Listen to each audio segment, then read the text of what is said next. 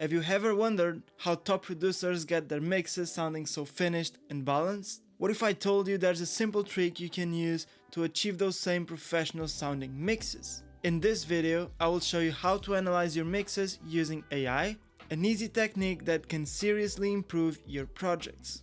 I use this method 99% of the time, and it's helped me get great sounding masters with less processing every time. Here's how it works. This feature lives inside Ozone 11. It's called Match Equalizer. If you don't have access to Ozone 11, don't worry. You can still apply this concept manually, and in a moment you'll understand exactly how. I've loaded Ozone 11 on my master bus, and now I'll open the Match EQ module. Next, you'll need a reference track, but not just any track.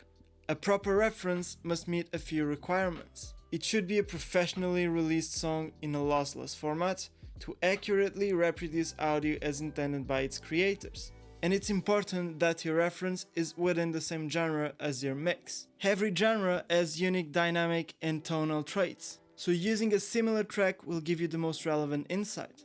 Once your reference is loaded into your session, you're ready to let AI help refine your mix. Start by playing the reference track and let Match Equalizer analyze the spectrum. A few seconds of playback is all it needs to capture a solid profile. Then play your mix and let AI do its job. You'll instantly see how its spectrum compares to the reference, and Ozone will generate a suggested EQ curve for your mix. But here's the trick: don't commit to it blindly.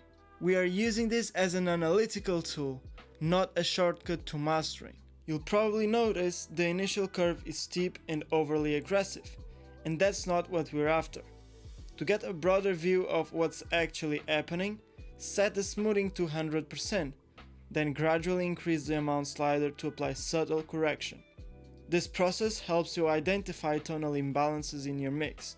Think of this as using a broad brush to transparently highlight areas that might need attention. From here, you have two options. You can either apply the curve directly to your master bus, which is quick, effective, but limited, and essentially mastering, not mixing, or, and this is my personal recommendation, use the curve as a guide. Go back into your mix, isolate the issues, and make precise adjustments to individual elements. It gives your mastering engineer a much cleaner foundation, which, in itself, is already a step toward mastering. So does your EQ curve tell you that there's too much bass? Then simply lower your bass, 808 or kick fader to address the issue. If it lacks top end, then the issue is most likely the vocals, and all you need to do is give it a boost on the top end, which will make them spark and crystal clear. Or you could also just increase the overall volume of the vocal. And that's how you can quickly improve your masters before the mix is even finished. Now, if you don't have Ozone 11, you can still do a version of this manually.